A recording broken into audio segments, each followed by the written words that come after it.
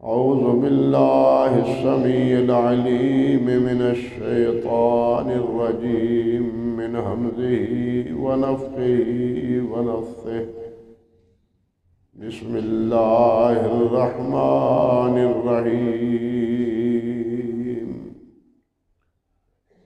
ولئن سألتهم من خلق السماوات والأرض ليقولن الله قل أفرأيتم ما تدعون من دون الله إن أرادني الله بضر هل هن كاشفات ضره أو أرادني برحمة هل هن ممسكات رحمته قل حسبي الله عليه يتوكل المتوكلون.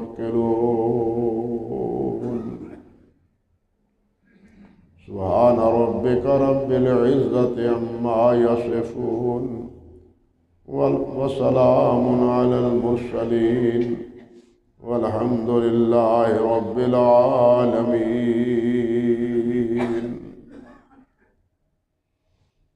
محترم معزز سامعین کرام، گزشتہ خطبے میں بھی اسی آیت مبارکہ کے حوالے سے کچھ باتیں آپ حضرات کے گوش گزار کر رہا تھا۔ اللہ سبحانہ و تعالیٰ نے اس میں فرمایا ہے کہ اے میرے نبی صلی اللہ علیہ وسلم،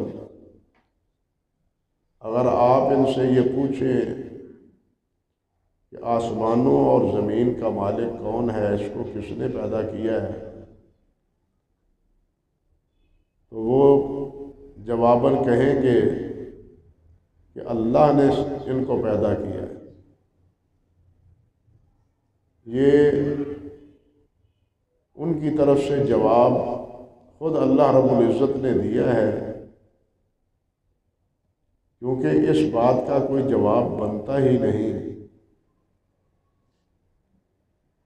زمین ہو یا آسمان ہو، یہ تو انسانوں کے پیدا ہونے سے ہزاروں سال پہلے اللہ ذوالجلال والاکرام نے انہیں بنا دیا تھا۔ تو کوئی کیسے کہہ سکتا ہے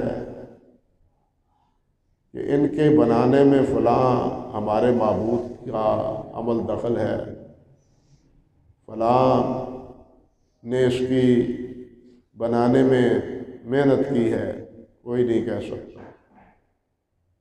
جو کہے گا بھی تو سراسر جھوٹ ہوگا، کیونکہ اللہ ذوالجلال والاکرام نے آدم علیہ السلام کو تب پیدا کیا تھا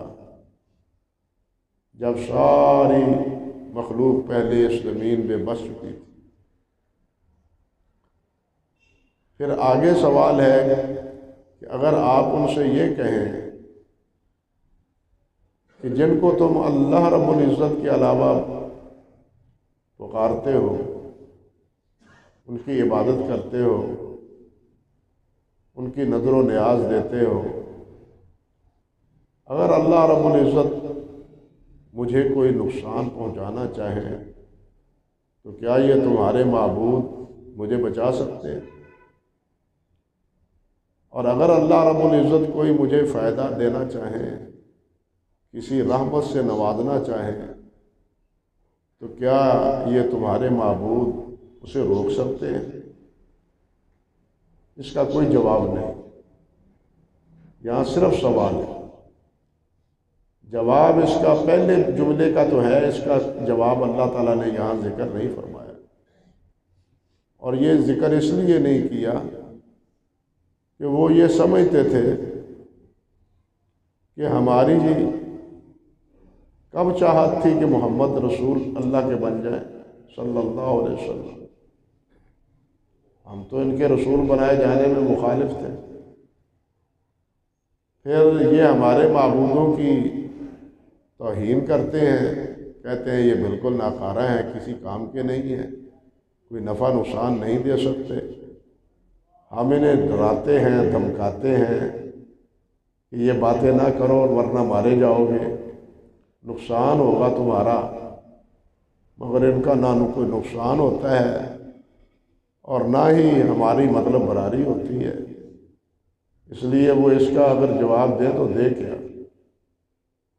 یعنی اس کا جواب از خود محذوف ہے اور الفاظ ہی سے پتہ چلتا ہے کہ اس کا جواب کیا ہے، کیونکہ ان کے ڈرانے کے دھمکانے کے باوجود بھی کچھ نہیں بنا، اور ان کی مخالفتوں اور دشمنیوں کی باوجود بھی ان کا کوئی مطلب پورا نہیں ہو سکا۔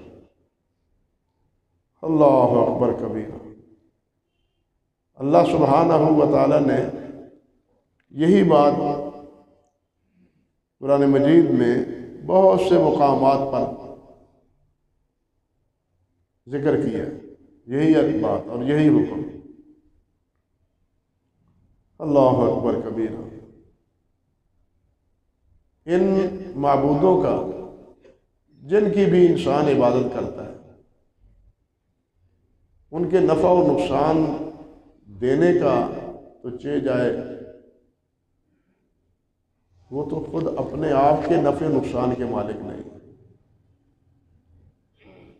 اپنے نفع کے مالک نہیں، اپنے نقصان اگر ان کو کوئی پہنچائے تو اس سے اپنے آپ کو بچا نہیں سکتا۔ ابراہیم علیہ السلام تھے، سورۃ انبیاء میں تفصیلاً اس کا تذکرہ موجود۔ ابراہیم علیہ السلام نے تمام بت پاش کر دی، اور بڑا جو تھا اس کے کندھے پر کلاڑا رکھ دیا۔ قوم کو پتہ چلا تو وہ بڑے پشیمان ہوئے، وہ یہ حرکت کس نے کی ہے ہمارے معبودوں کے ساتھ؟ ابراہیم علیہ السلام نے فرمایا، ان کو جب کہا گیا، انہوں نے کہا کہ ابراہیم ہی ان کی مذمت کیا کرتا تھا، ہو نہ ہو اسی نے کچھ کیا نہ ہو۔ ابراہیم تم نے کیا؟ فرمانے لگے اس بڑے سے پوچھ لو جس کے کندھے پہ کلاڑا ہے، اس سے پوچھ لو کس نے کیا ہے۔ کسی کی ناک کٹی ہوئی ہے، کسی کا سر کٹا ہوا ہے، کسی کا بازو کٹا ہوا ہے، یہ اپنے آپ کو بچا ہی نہیں سکے، اس کو پوچھ لو کہیں اس کی تو کارگزاری نہیں ہے۔ آپ سیدھا سادہ بیٹھا ہے تو سرنگوں ہو کے کہنے لگے، ابراہیم آپ کو پتہ ہی ہے نا کہ یہ بولتے تو نہیں ہیں، ابراہیم آپ کو پتہ ہے کہ یہ بولتے تو نہیں ہیں۔ اللہ اکبر کبیرہ۔ اللہ ابراہیم علیہ السلام نے فرمایا، افتعبدون من دون اللہ ما لا ينفعکم شیئا ولا یضرکم اف لکم ولما تعبدون من دون اللہ۔ تم ان کی عبادت کرتے ہو، اللہ کے علاوہ ان کی عبادت کرتے ہو جو نہ کچھ نفع دینے کے مجاز ہیں، نہ نقصان پہنچانے کے مجاز ہیں۔ بہت افسوس ہے تمہارے اوپر اور تمہارے معبودوں پر بھی، تمہیں عقل نہیں آتی، جن کو تم سب کچھ کرتے ہو، چڑھاوے چڑھاتے ہو، نیازیں دیتے ہو، ان کے سامنے سجدہ ریز ہوتے ہو، عبادت کرتے ہو ان کی، افسوس ہے کہ تمہیں اتنی بات بھی سمجھ نہیں آتی۔ مگر قوم نے کیا کہا؟ اپنے آپ کو بچانے کی بجائے قوم نے آگے سے جواب کیا دیا، قالوا حرقوہ وانصروا آلہتکم ان کنتم فاعلین۔ قوم نے کہا ابراہیم کو جلا دو، کوئی اگر اپنے معبودوں کا کچھ کر سکتے ہو تو کر لو، ان کی اگر کوئی مدد کر سکتے ہو تو کر لو، یعنی یہ تمہاری مدد کرنا تو گزارا، اپنی بھی مدد کرنے پر قادر نہیں، اور پجاری کہتے ہیں کہ ان کی مدد کرو۔ حالانکہ معبود وہ مشکل کشا ہوتا ہے، حاجت روا وہ ہوتا ہے جس کی پرستش کی جائے، تم اس کی پرستش کرتے ہو تو یہ اپنے آپ کو مشکل سے نہیں بچا سکے، تو انہوں نے اس کا جواب دینے کی بجائے صاف ہی کہہ دیا کہ اگر کچھ ہو سکتا ہے تو پھر ان کی مدد کرو۔ اللہ کے علاوہ جتنے بھی مختلف ناموں سے وجود ہیں جن کی عبادت کی جاتی ہے، حقیقت یہی ہے کہ اس کے ماننے والے، ان کے ماننے والے ان کی مدد کرتے ہیں، وہ ان کی کوئی مدد نہیں کرتے۔ یہ اگر تعاون نہ کریں، ان کے دربار نہ روشن ہو، یہ اگر وہاں نہ جائیں تو ان کے دربار سجے نہ، بسے نہ، ان کی وجہ سے دربار روشن ہے۔ انہوں نے ان کو کیا دینا ہے؟ اور یہ کوئی ایک جگہ نہیں، اللہ سبحانہ و تعالیٰ ایک جگہ ارشاد فرماتے ہیں وَاتَّخَذُوا مِن دُونِهِ آلِهَةً لَا يَمْلِكُونَ شَيْئًا وَلَا وَهُمْ يُخْلَقُونَ، کہ اللہ کے علاوہ جن کی بھی یہ پرستش کرتے ہیں یہ کسی چیز کے مالک نہیں، لا يَمْلِكُونَ شَيْئًا، کسی چیز کے مالک نہیں۔ اب اللہ تو یہ فرماتا ہے لا یملکون شیء، کسی چیز کے مالک نہیں، ان کے قبضے میں کوئی چیز نہیں ہے، ان کے اختیار میں کچھ نہیں ہے۔ اب ہم اس کے برعکس یہ کہہ رہے ہیں جی یہ تو بڑی ہستی ہے، ان کے اختیار میں بہت کچھ ہے، تو پھر ہم سچے ہیں یا اللہ سچا ہے؟ معاذ اللہ ثم استغفر اللہ، کہو کس نے سچ کہا؟ اللہ سے سچ کہنے والا تو کوئی بڑا ہے ہی نہیں۔ اللہ کی جتنی باتیں ہیں وہ سب کی سب سچی، جھوٹ ہے، فراڈ یا دغا ہے تو وہ یہاں ہے، انسانوں میں ہے، انسانوں کے اعمال میں۔ اللہ رب العزت فرماتے ہیں لا یملکون شیئا وہم یخلقون، انہوں نے کسی کو کیا پیدا کرنا ہے، یہ تو خود پیدا کیے گئے ہیں، یہ تو خود مخلوق ہے، یہ تو خود مخلوق ہے، مخلوق نے کیا پیدا کرنا ہے؟ فرمایا وَلَا يَمْلِكُونَ لِأَنفُسِهِمْ ضَرًّا وَلَا نَفْعًا، یہ اپنے لیے بھی نفع نقصان کے مالک نہیں، تکلیف آ جائے تو بچانے کے لائق نہیں ہے، یہ نہیں کہتے کہ نہ تکلیف کو دور کر دیں، تکلیف آ کے رہتی ہے، بیماری ہو، پشیمانی ہو، اس میں مبتلا ہو کے رہتے ہیں۔ اللہ اکبر کبیرہ۔ فرمایا وَلَا يَمْلِكُونَ مَوْتًا وَلَا حَيَاتًا وَلَا نُشُورًا، نہ موت و حیات کے مالک ہیں اور نہ ہی اس بات کے انہیں شعور ہے کہ ہمیں دوبارہ کب اٹھایا جائے، سب چیزوں سے بے خبر، سب چیزوں سے بے خبر۔ اب اندازہ کیے کہ کتنے واشگاف الفاظ میں اللہ سبحانہ و تعالیٰ نے اس بات کو مبرہن کیا کہ نہ وہ کسی چیز کے مالک ہے، نہ نفع کے، نہ نقصان کے، نہ اپنے مرنے اور جینے کا اختیار وہ اللہ رب العزت۔ اللہ اگر ان کو پیدا نہ کرتا تو یہ وجود میں آتے ہی نہ۔ اور یہ بات صرف معبودان باطلہ کے بارے میں نہیں کہی گئی، بلکہ عبرت کی جا ہے۔ میرا اور آپ سب کا یہ ایمان ہے کہ کائنات میں سب سے محبوب ترین ہستی سید کائنات حضرت محمد رسول اللہ صلی اللہ علیہ وسلم، اللہ رب العزت کے بعد درجے اور مرتبے کے اعتبار سے جس کا مقام ہے وہ حضرت محمد رسول اللہ صلی اللہ علیہ وسلم۔ اور اللہ رب العزت نے آپ سے یہ بات فرمائی ہے کہ آپ بھی اس حقیقت کا اظہار کریں۔ ایک پہلو ہے ان کی نفی کا، جن کی نفی کا، جن کی پرستش ہوتی ہے۔ نبی علیہ السلام کی اس دور میں کوئی پرستش کرنے والا نہیں تھا، نبی علیہ السلام کی عبادت کرنے والا کوئی نہیں تھا، ان کی نذر و منت ماننے والے صحابہ کرام میں سے کوئی نہیں تھا، نہ آپ کے سامنے کوئی سجدہ ریز ہوتا تھا۔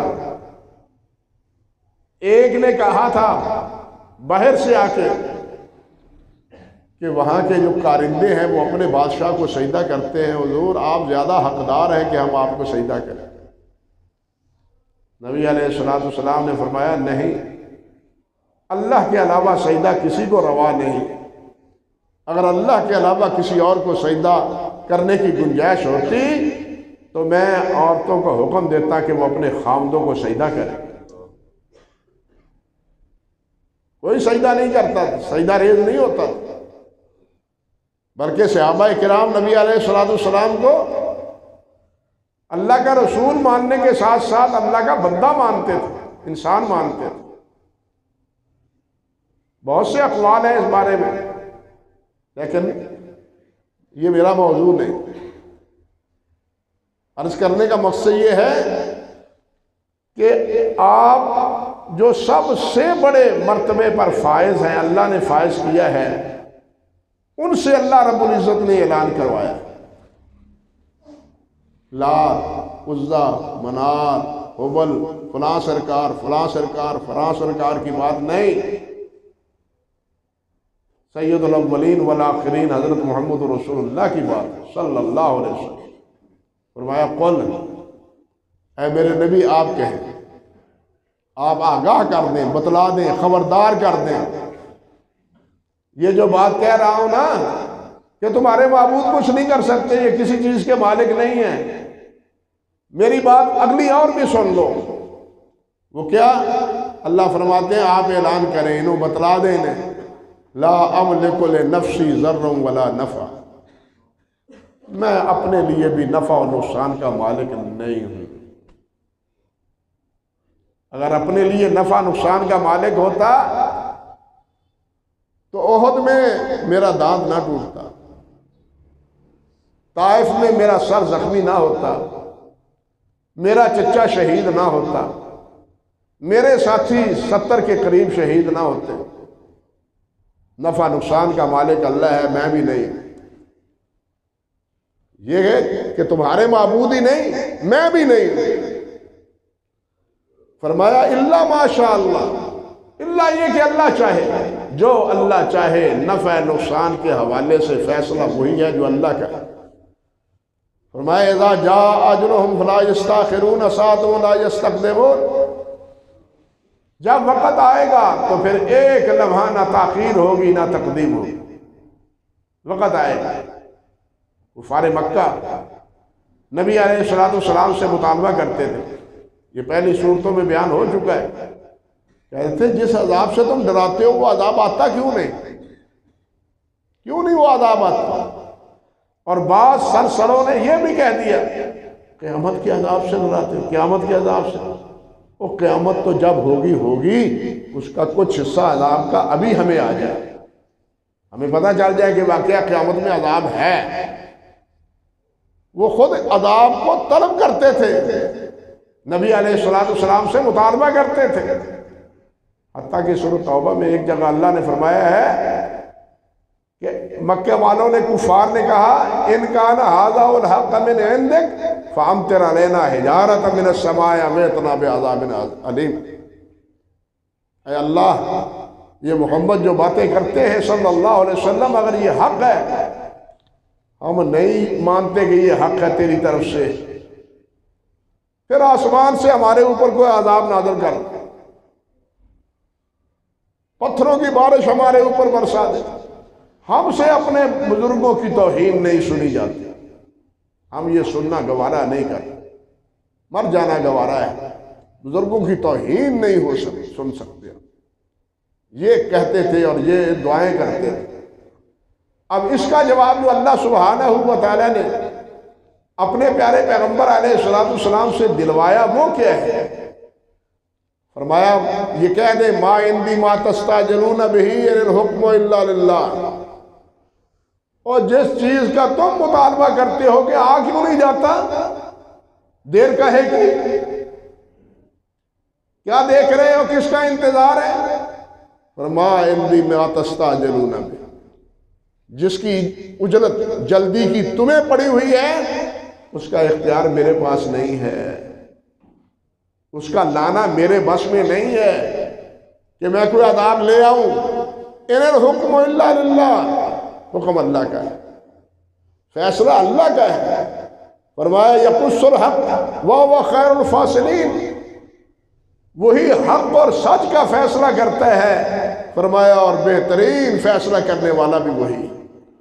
قل، میرے نبی یہ بھی کہہ دے، صاف صاف سنا دے ان کو، لو ان عندی ما تستعجلون به لقضی الامر، اگر میرے اختیار میں ہوتا جن چیزوں کا تم مطالبہ کرتے ہو تو کبھی سے یہ فیصلہ ہو چکا ہوتا۔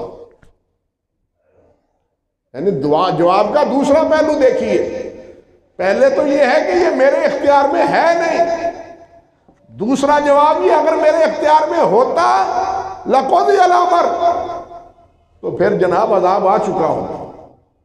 تو مانگتے جو ہو تمہیں پتہ چل جاتا کہ عذاب ہوتا کیا ہے، لیکن کروں کیا، یہ میرے اختیار میں ہے نہیں۔ بات سمجھے، یہ میرے اختیار میں ہے نہیں، بلکہ نبی علیہ السلام کی دعاؤں میں ایک دعا کے الفاظ ہیں، قل اللہم لا مانع لما آتیت ولا معطی لما منعت ولا ينفع ذا الجد منک الجد۔ اے اللہ، لا مانع لما آتیت، جس کو تو دینا چاہے کوئی روک نہیں سکتا، اور جس سے کوئی چیز روک دے اس کو کوئی دے نہیں سکتا۔ سب اختیار کس کے پاس ہے؟ اللہ کے پاس۔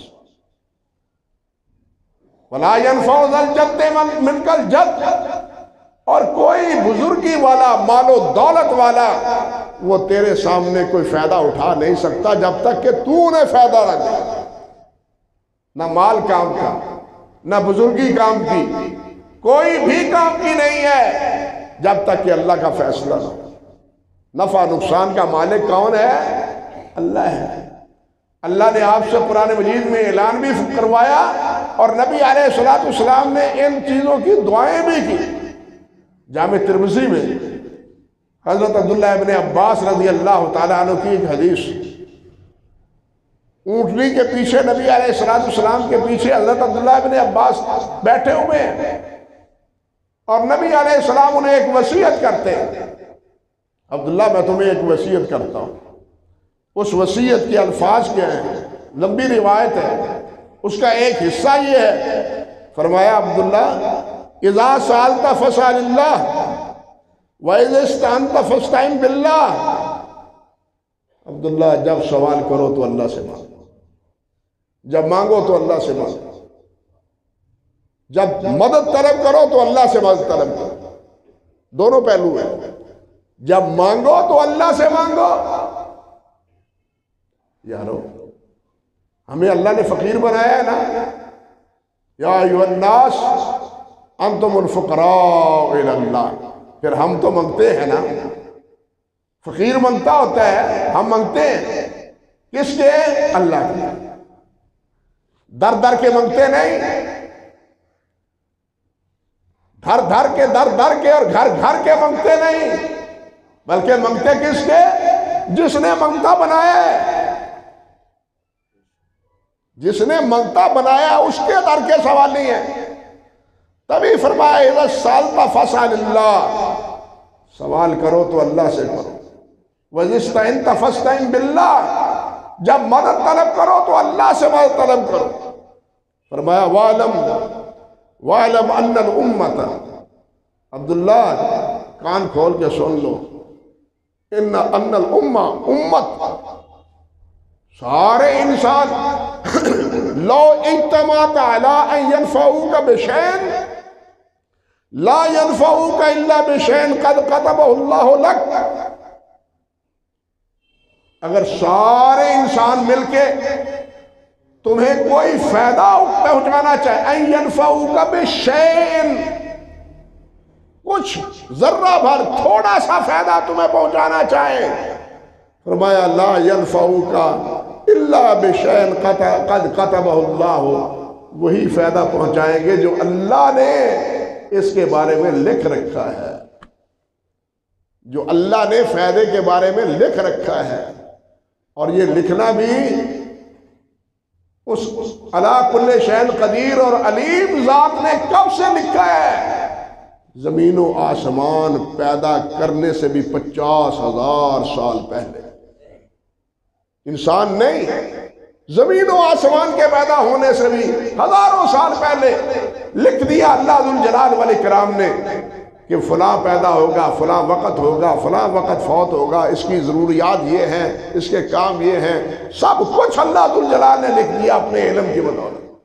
کیونکہ اللہ کا علم غلط ہے، اللہ کا علم ازلی ہے اور ابدی ہے۔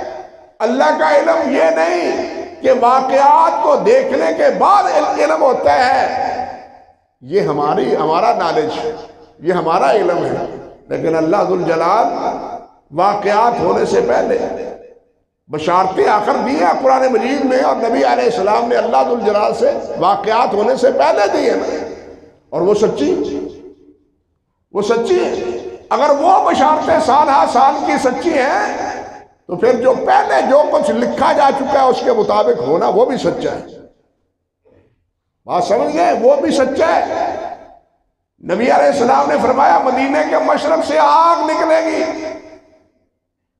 پھیل جائے گی، پورے مشرق میں مدینے کے اندر پھیل جائے گی، اور اس کی اتنی روشنی ہوگی کہ شام کے بصرہ علاقے میں جو اونٹ چلانے والے ہیں وہ اس روشنی کی وجہ سے اپنے اونٹوں کو پہچان لیں گے۔ اور یہ آگ نکلی 7ویں صدی ہجری میں، نکلی آپ کے انتقال کے 700 ساڑھے 700 سال بعد نکلی۔ اللہ نے خبر دی نا، خبر دی، سچی تھی۔ آگ تو کب نکلی، انسان تو کب پیدا ہوگا، کب آئے گا، لیکن اس کے بنانے اور پیدا کرنے سے سال ہا سال پہلے سب کچھ اس کے مقدرات کا فیصلہ، اس کے اعمال کا فیصلہ ہو چکا۔ آگے فرمایا عبداللہ وَإِنْ اجْتَمَعُوا عَلَىٰ أَن يَضُرُّوكَ بِشَيْءٍ لَمْ يَضُرُّوكَ إِلَّا بِشَيْءٍ قَدْ كَتَبَهُ اللَّهُ لَكَ۔ اگر یہ سارے مل کے تمہارا نقصان کرنا چاہے تو یہ سارے انسان مل کے بھی تیرا نقصان نہیں کر سکتے، اللہ یہ کہ اللہ نے تیرا مقدر لکھ دیا ہو کہ یہاں نقصان ہوگا۔ نقصان تب ہوگا جو اللہ تعالیٰ نے لکھا ہے اس وقت۔ اللہ اکبر کبیرہ۔ فرمایا رفعت الاقلام وجفت الصحف۔ عبداللہ تقدیر کے معاملات لکھ کے اللہ ذوالجلال نے صحیفے بند کر دیے ہیں اور قلم خشک ہو چکا ہے۔ ما یبدل القول لدی، میرے ہاں قول کو بدلا نہیں جائے گا۔ یہ ہے کیفیت۔ اللہ اکبر کبیرہ۔ یہ تو تھا نا مکے والوں سے، اور اللہ ذوالجلال نے آگے فرمایا کیا؟ قل حسبی اللہ علیہ یتوکل المتوکلون۔ کہہ دیجئے کہ میرا اللہ میرے لیے کافی۔ یہ تمہاری مخاصمتیں، تمہاری مخالفتیں، تمہارے جھگڑے اور تمہارے ڈراوے، میں ان سے متاثر نہیں ہوتا۔ اگر تمہارے ان ڈراموں سے متاثر ہو تو گھر بیٹھ جاؤ، گھر سے باہر نہ نکلو۔ کون سا حربہ ہے جو تم نے میرے ساتھ آزما کے نہیں دیکھ لیا؟ اور کر لو، جو چاہتے ہو کر لو، لیکن میرے لیے میرا اللہ کافی، میرے لیے میرا اللہ کافی۔ حسبی اللہ، میرے لیے میرا اللہ کافی۔ علیہ یتوکل المتوکلون، توکل کرنے والے ہو، ان کا توکل کس پر، بھروسہ کس پر، اعتماد کس پر؟ اللہ پر، امیدیں اللہ پر، توکل اللہ پر، سہارا اللہ کا، کسی اور پر نہیں۔ اللہ اکبر کبیرہ۔ یہ تو مکے والوں سے بات ہو رہی ہے۔ مکے والے تو اس طرح مخالفت کرتے تھے، مدینے میں منافق تھے اور یہودی تھے، یہ در پردہ مشورے بناتے، پلاننگ کرتے، منصوبے گھڑتے، کس طرح ان کو ناکام کریں، کس طرح یہ دعوت خیرہ کر دی جائے، کس طرح محمد کا خاتمہ کر دیا جائے صلی اللہ علیہ وسلم۔ یہ سارے پروگرام بناتے ہیں۔ اللہ رب العزت فرماتے ہیں انما النجوى من الشیطان لیحزن الذین آمنوا ولیس بضارهم شیئا۔ وہ ایمان والو سن لو، یہ جو منصوبے بناتے ہیں، پلاننگ کرتے ہیں، پروگرام بناتے ہیں، اس سے تم پریشان تو ہوتے ہی ہو، ایمان والو پشیمان تو ہوتے ہی ہو، لیکن سن لو وَلَيْسَ بِضَارِهِمْ شَيْئًا إِلَّا بِإِذْنِ اللَّهِ۔ یہ تمہیں نقصان نہیں پہنچا سکتے مگر یہ کہ اللہ ذوالجلال کی اجازت ہے۔ اللہ کی اجازت۔ اللہ نے تمہارے مقدر میں نقصان نہ لکھا ہو تو یہ سارے مل کے سارے منصوبے بنا بنا کے بھی ناکام ہو جاتے ہیں، کوئی کامیابی انہیں حاصل نہیں ہوتی۔ یا احزاب کے وقت، غزوہ احزاب کے وقت انہوں نے منصوبے نہیں بنائے، کفار کو دعوت نہیں دی، ارد گرد کے قبائل اور یہودیوں کے سے گٹھ جوڑ نہیں کیا، نتیجہ کیا نکلا؟ ایک ہوا اللہ ذوالجلال نے چلا دی اور سارے وہاں سے بھاگ گئے، سارے بھاگ گئے ایک ہوا کے نتیجے میں۔ منصوبہ دھرے کا دھرا رہے گا، ہم بھی اٹھیں گے، یہودی بھی تمہارا ساتھ دیں گے، مکے والوں تیاری کر کے خوب آؤ، روز روز کا سیاپا ختم کر دو۔ لشکر جرلال لے کے مکہ والے بھی آئے، منافق بھی ہمراہ اور یہودی بھی ان کے ساتھ۔ یہ صورت تھی احزاب، ارد گرد کے قبائل بھی ان کی مدد لے کے بھی آئے، اللہ اکبر کبیرہ، لیکن کچھ بھی نہ کر سکے۔ کیوں؟ اللہ کا فیصلہ کچھ اور، اللہ کا فیصلہ کچھ اور اللہ نے پھر کام کیا لیا؟ صرف ہوا سے ہوا چلائی، قوم عاد کی طرح ہوا چلائی، جس طرح وہ قوم دھری کی دھری رہ گئی۔ ان کا مارنا مطلوب نہیں تھا، مارنے کا وقت آگے آنا تھا، اس لیے یہاں سے وہ انہیں بھگا دیا، چلو بچ جاؤ، اس ہوا کے نتیجے میں ہم کہیں مرے نہ جائیں۔ اتنی سرد اور ٹھنڈی ہوا اللہ ذوالجلال والاکرام نے چلا۔ اللہ اکبر کبیرہ۔ اللہ فرماتے ہیں یہاں یہ بات سمجھے کہ توکل کے بارے میں ایمان اور توکل کو اللہ ذوالجلال نے لازم ملزوم قرار دیا ہے۔ ایک جگہ ارشاد ہے، اللہ فرماتے ہیں موسیٰ علیہ السلام نے کہا یا قوم ان کنتم آمنتم باللہ فعلیہ توکلوا۔ فرعون نے جس وقت دشمنی اختیار کی موسیٰ علیہ السلام کے آنے کے بعد، اور بنی اسرائیل نے موسیٰ علیہ السلام کا ساتھ دیا، اور فرعون کا ظلم و ستم پہلے سے بڑھ گیا، قوم نے کہا موسیٰ تیرے آنے سے پہلے ہمارے اوپر بڑے مصائب تھے، اب تیرے آنے کے بعد کون سی کمی ہے؟ پہلے سے بھی زیادہ بڑھ گئے، کوئی کمی نہیں آئی، پہلے سے بھی عذاب مصائب بڑھ گئے ہیں، اور ان کا ظلم و ستم بڑھ گیا ہے پہلے سے بھی۔ موسیٰ علیہ السلام نے کیا فرمایا؟ یا قوم ان کنتم آمنتم باللہ، اگر تمہارا اللہ پر ایمان ہے فعلیہ توکلوا، تو اللہ پر توکل کرو۔ ایماندار کا توکل کس پر ہوتا ہے؟ اللہ پر، کسی اور پر ایمان والے کا بھروسہ نہیں ہوتا۔ ایک جگہ اللہ تعالیٰ فرماتے ہیں، ایک جگہ اور فرماتے ہیں سورۃ ابراہیم میں، اللہ فرماتے ہیں قالت لهم رسلهم ان نحن الا بشر مثلكم ولكن الله يمن على من يشاء من عباده۔ صرف ترجمہ کرتا ہوں، اکتفا کرتا ہوں کہ انبیاء نے کہا اپنی قوموں کو ان نحن الا بشر مثلكم، ہم تو تمہاری طرح کے انسان ہیں، ولكن الله يمن على من يشاء، مگر اللہ ذوالجلال جس پر چاہتا ہے احسان کرتا ہے، اپنا نبی اپنا رسول بنا لیتا ہے من عبادہ، اپنے بندوں میں سے۔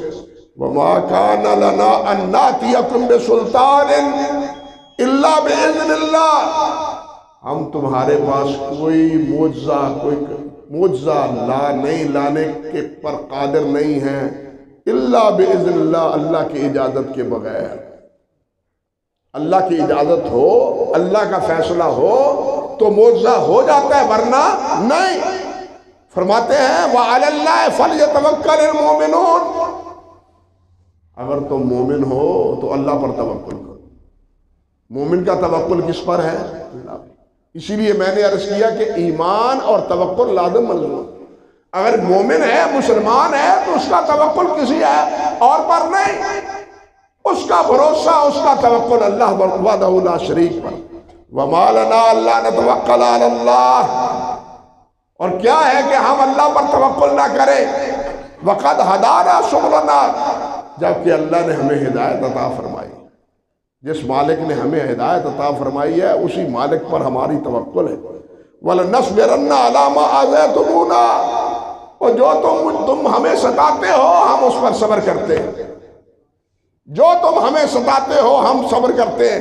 وَعَلَى اللَّهِ فَلْيَتَوَكَّلِ الْمُتَوَكِّلُونَ، متوکل توکل کرنے والوں کو چاہیے کہ وہ کس پر توکل کرے؟ اللہ پر توکل، کسی اور پر توکل نہیں۔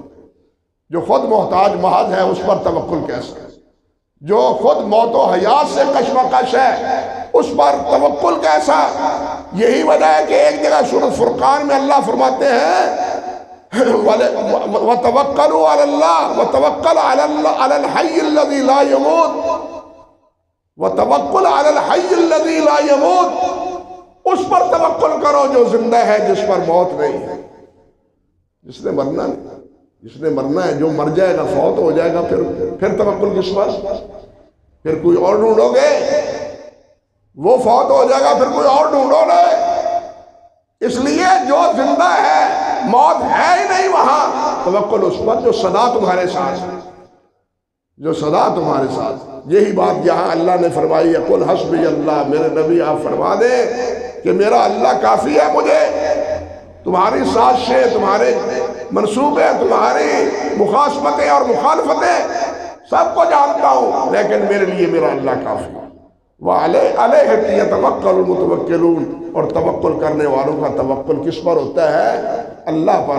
اللہ ہمیں بھی اپنی ذات گرامی پر ہی توکل کی توفیق عطا فرمائے، اور اللہ ہی ہمارے تمام کام سنوارے، ہمارے بیماروں کو شفا دے، ضرورت مندوں کی ضرورت پوری کرے، جو ہمارے بزرگ فوت ہو چکے ہیں اللہ تعالیٰ ان کو جنت الفردوس نصیب فرمائے۔ وآخر دعوانا ان الحمد للہ رب العالمین۔